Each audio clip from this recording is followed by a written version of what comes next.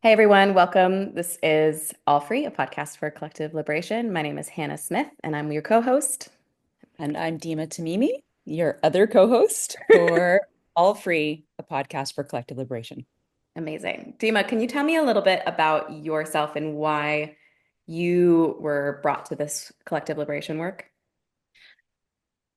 Gosh, I feel like my whole life has sort of been adding up to this. Like there's so many things in my life that I've been noticing connections and ways that the world works where I didn't have a name for it. Like I didn't have the name collective liberation, and it just makes me so happy to now hear people using that term. Um, but I grew up in the US, and I'm half Palestinian, half Egyptian. And I've growing up as especially as a Palestinian and as an Arab American, I've seen just and observed so many struggles that seem very similar or are very connected to really the Palestinian struggle in particular. And there was a lot for me to have to sort through on my own. Like I personally was not free to speak. Hmm. And a lot of work I had to do to get to a place where could speak about this. But then in the last, and I had to do that work, and then doing that work enabled me to be much more open about the fact that I believe about this collective liberation that we need that for us to be free, everyone must be free. Hmm. And that's really, I think, the root of collective liberation. And so in the last year, it's become even more clear to me that that is where we need to go. And I feel like there's an energy in people now. They're starting to see that too, especially with the results of the election that we've had in the US, but Hmm. also what's going on in Palestine. There is a groundswell, and I am looking forward to being part of making that movement successful. That's beautiful. Thank you for sharing. Yeah. How about you, Hannah? So I, even as like a kid, I was super interested in lots of humanitarian causes and former movements. I was really interested in the civil rights movement, particularly, and then the movement to end apartheid in South Africa. And I was also really interested in global conflicts, wars, post-conflict areas, and things like that. I started a project called Why We Fight when I was 22, where I started interviewing former combatants. And I kind of went into it like, okay, I just want to kind of understand people's personal motivations. I didn't realize that it was going to really address kind of my rooted belief systems of where harm comes from, like who the bad guys really are, and all of that stuff. And what I really found is whenever there is violence or oppression, whenever there's oppression, I should say, like violence will follow.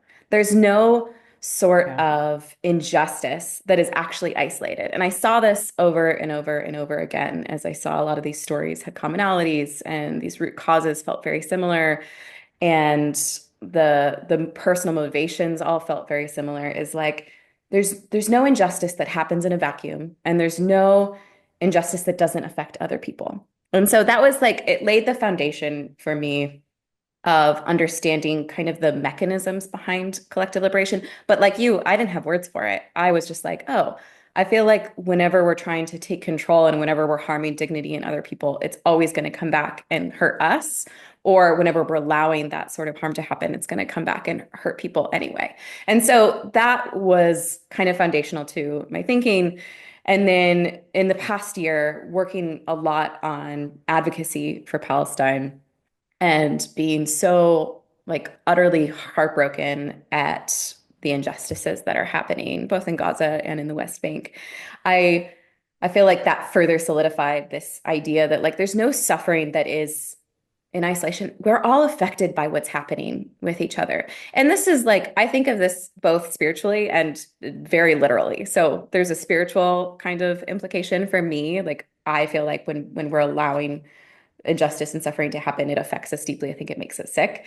And then in a very literal way, like you can't ignore your country funding a genocide and then expect that that injustice is not going to come home to you. This is the idea of like imperialism abroad turns into fascism at home. And so I think that all of this kind of led to this point with you, which I'm so excited that we're here, of realizing and feeling the momentum of other people realizing that our liberation is interconnected, that our joy is interconnected, that this is not about being saviors or even allies. This is like what we are all working towards for our mutual liberation. And so I'm excited. I feel like there's a hard road ahead for the United States, where we're both from, or where we both were born. And then there's a hard road ahead for the world with all these revolutions, but it's exciting. Like there's so much that's coming up. There's so much that is being revealed. And I'm excited to explore people who are addressing these root causes and working towards our collective liberation. That was a long-winded response. That was fantastic.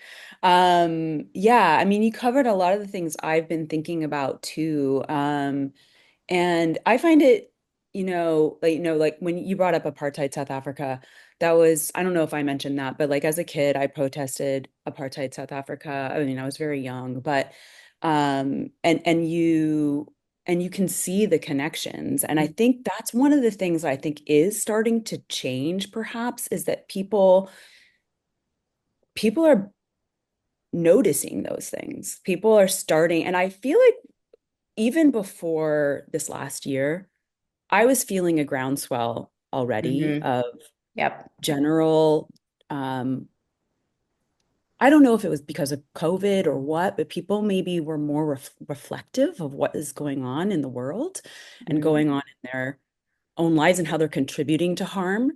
Yep. Um, and and then I think, and if there's anything that I have seen that's positive in the last year, it's been this sort of Palestine and what's going on there being an awakening for people about all these root harms and Mhm. about colonialism. I mean, Yep. I feel like there's so many people in my life who I don't even think the word colonialism or it doesn't really register in their lives or it hasn't. Yep. And people are starting to think about these things more. Not everybody, and obviously apathy is one of the biggest problems we have. But to start to hear people talking about these things more regularly, it's so it is really encouraging because they are Mm. the root. They're at the root, like white supremacy, colonialism, all these things. Like when you follow the thread Yep. back, they land there, like Yep. almost every time to Hmm. so many of the problems that we're having as a world and as individuals, a lot of it ends up landing back on those root arms. Yep. Yeah. Well said. Very well said. I think that as we've seen these protests all over the world for Palestine, there's this feeling that people aren't just protesting to advocate for Palestine, that they're protesting to advocate for themselves, for their own liberation, for the liberation of their people. As we've seen indigenous peoples kind of all over the world standing in solidarity, much like there was kind of this indigenous solidarity with Standing Rock as well. But even with what happened in New Zealand a couple weeks ago, that this movement in New Zealand and some of the organizers of this movement are saying that they're inspired by Palestinian resistance. Like this mutual kind of sharing and inspiration and solidarity that's necessary to dismantle ideologies like white supremacy and colonialism, which are just so deeply embedded in our systems, but also in our own thought processes and stuff. So we're just at such an interesting time in history to like actually confront this. I feel like I've never in my lifetime, I've never seen something with so much opportunity to like actually tackle this because this is, yeah, it's centuries of embedded Systems like nastiness. Yeah. these systems can't be there's not an individual or a small group. It has to be a huge groundswell. And I Yep. think collective liberation, the fact that people are starting to make these connections, and people have been making these connections. There's Mhm. always been a deep connection between like the Black liberation movement and the Yep. Palestinian liberation movement, and indigenous rights movements. So I feel like these things have been, but they've been connected in this sort of quiet way where people didn't Hmm. know about it, and now like Yep. more people are realizing it. And in my first kind of like being open in the public about my feelings about this was actually at a city council meeting in Davis, Mm. where I live. And I said in my this was to try to get a ceasefire resolution passed, excuse me. And I said, this isn't about Palestine. This is and Israel. This is about how we as humans treat each other. Yep. And that's one of the things that makes me encouraged is that people are starting to see that. Hmm. They're starting to see, and I think Palestine is in many ways opened their eyes to it, Yep. that they're now going a next step, which is to realize that this is like all connected, and there are some deep harms that we have to like contend with, and collective liberation is really the way to get us past that. Yeah, absolutely. Yeah, it's been really inspiring for me to see the attention on Sudan and Congo. And I think sometimes people are like, oh, Palestine's getting all the attention. Why isn't Sudan and Congo getting the attention? And I think if you're from Sudan or Congo, like that's an okay concern. But if you're like, if you haven't followed Sudan and Congo for a long time, then you might not know that like actually this Palestine has shed a light on both of those I places, agree. on the humanitarian crises that exist in both of those places, and on the root causes. I think a lot of people before, like when I went to Congo 9 years ago, I came back and I remember people talking about like, oh, they've always had war, like they're always been like, or you're so good, like you're such a hero, let's donate and like save them, da da da da. Da. But now that shift in the conversation, or people didn't care. They were like, why aren't we taking care of people here? But the shift in the conversation to oh, wow, we're fueling this. Like our corporate greed and our consumerism, and that's without a good regulatory agency, it's fueling what's going on in Congo. And so now you have this collective action that's taking responsibility for their part in this and Mhm. saying, "Oh, no, no, no, we need to address this." That is incredible. Like feel like that's what I really wanted when I came back from Congo and was trying to get into advocacy was people to understand that. And now because of Palestine, people have a better understanding of what's going on in Congo. People have a better understanding of what's going on in Sudan and the multiple different countries and that are treating militant groups as proxies and things like that. Like this has really helped give people a foundational understanding for what's going on in the world. And so I'm like, it's the cost of waking up, because I feel like this has been a waking up period, obviously has been way too high, obviously. And I'm very like grateful for people's waking up. I'm grateful for what people are now speaking for and speaking against and understanding. I have a lot of gratitude for I think where humanity is going and a lot of hope as well. Me too. And I'm grateful for the people who are focused on a specific place, because none of Mhm. us can know everything about every place, right? Like I often feel very like, oh, I don't know how to speak about Congo because I Mhm. don't know enough about it, or but I know that the root harm and the root cause of that harm is often in the same problem. And so that's where and so I am so grateful for those who have that expertise and who can speak very Mhm. much about the history and what's going on. And then I, for anybody who's worried about like, oh, I don't know enough, or that root of collective liberation as being the way to get out of all of these situations is what makes me feel Yeah. really confident and encouraged that we can move past all of these different struggles that are Mhm. very much based on the same issues. Yep. I think what you brought up is super important because I think maybe when some people think of collective liberation, it means that we're focused on everything at once and we have to be equally fighting for everything. And there is truth, so much truth to intersectionality and to thoroughly understanding a particular topic that you're passionate about and understanding how to address those root causes. It's not going to come from being focused on everything. But in the middle of that, in the middle of that, we get to, one of the things we want to do through AllFree is really share our successes and our failures with one another so that what somebody is doing over here in New Zealand, oh, this was a really effective, way to protect this land or something like that. Maybe those are going to be lessons that we can apply elsewhere. And so, yeah, the collective liberation isn't, okay, we have to be focused on everybody all at once.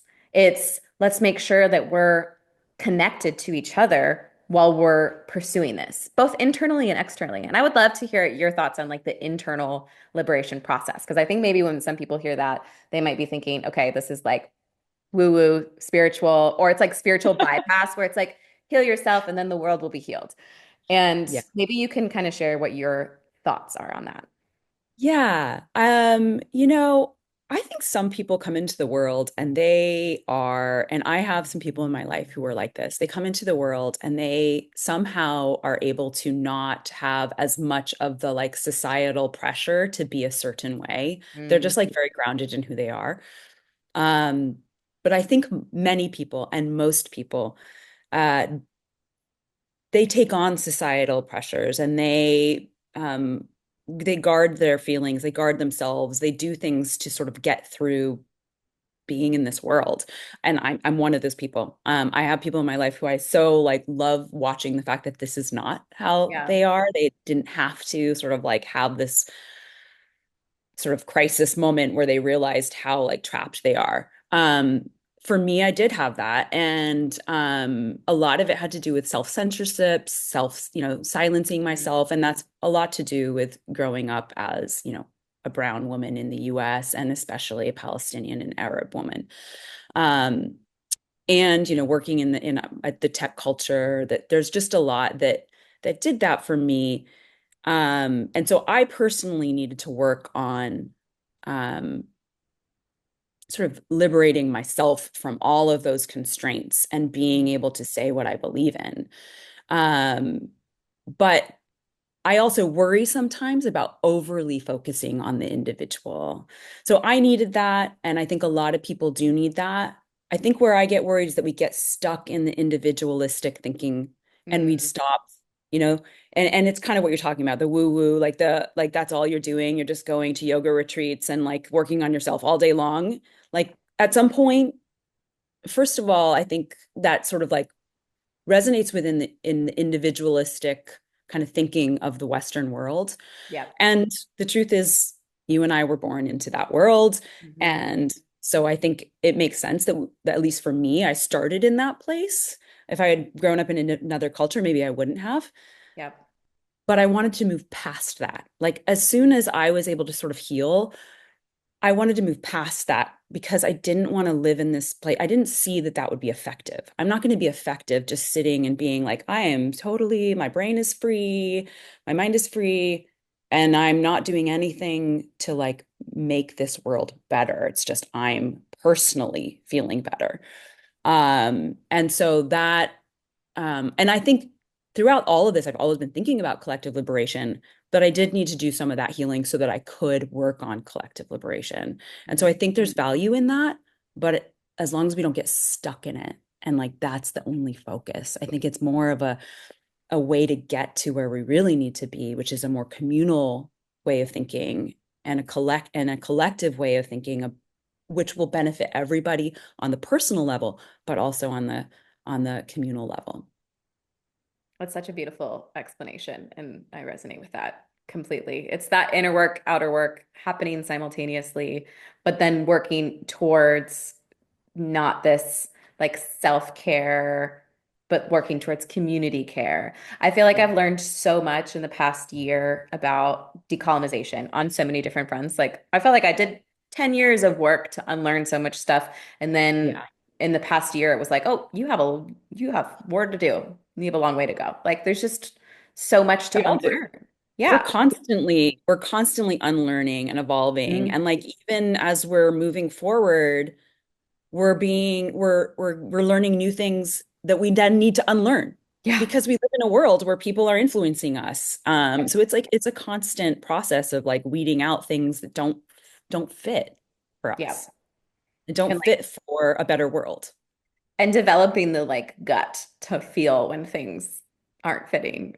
And it's interesting because I feel like the more that I've done this decolonization work, the more that I hear something and it like doesn't sit well with me. And then I have to figure out, okay, why doesn't that sit well with me? And then I uncover, okay, that's just a term that feels very aggressive or dominance oriented or something. It's just, the more we do it, the more sensitive we are. And then the more that we can kind of like grow in that way. And then learning decolonizing mental health has been a really cool process as well. So, there's a lot of our approaches in the US and in the West that are just not the healthiest when it comes to creating both healthier individuals and healthy communities and interconnectedness.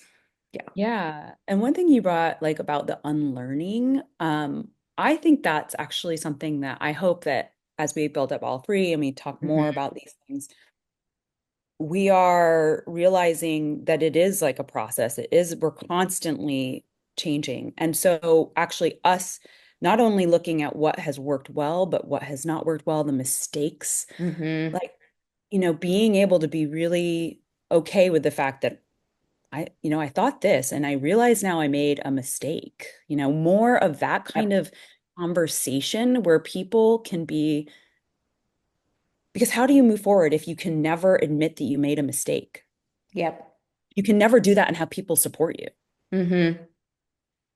And I if think, you're incapable of being confronted too, like if we can confront or call in each other, which I hope that we do this for each other in this process. I hope that our listeners or the people watching will do this as well of like, oh, that thing you said or your approach to that, it didn't really feel like it aligns with, who I know you to be or the work that you're hoping to do or the goals that you have set in this process. Like this creating a community and a culture where we can really speak truth and honestly, and then also in a foundation of like love and compassion, while also taking full responsibility and accountability for when we mess up and when we, don't live up to the values that we say that we have. So yeah, I want to just say that as an invitation at any point.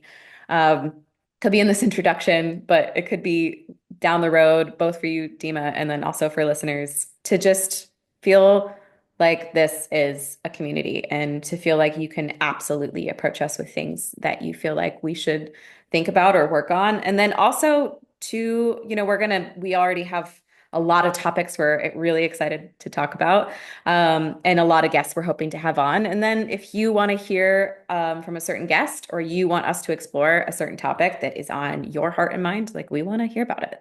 This is an ongoing conversation. yes, an ongoing conversation where you can feel like you are evolving with us and learning with us along the way. I think that's the only way that this grows to the level that we want to see it grow is that people don't feel the fear of just being shut down or Yep. not being able to learn. So you said it very well, Hannah. Thank you, Dima. Yeah, Thank we're excited for this. I'm excited to learn. I'm definitely not an expert on really any of the topics that we're going to explore. So we're going to be learning alongside you. And so, yeah. Is there anything else you want to add, Dima? I'm looking forward to some of these interviews. I can't wait to bring some guests on, to learn myself, to bring people along with us as we learn. Yeah, it's time. Collective liberation. This is the time. Awesome. Cool. Thank you so much, Dima. Thank you for listening. New episodes coming soon, so stay tuned.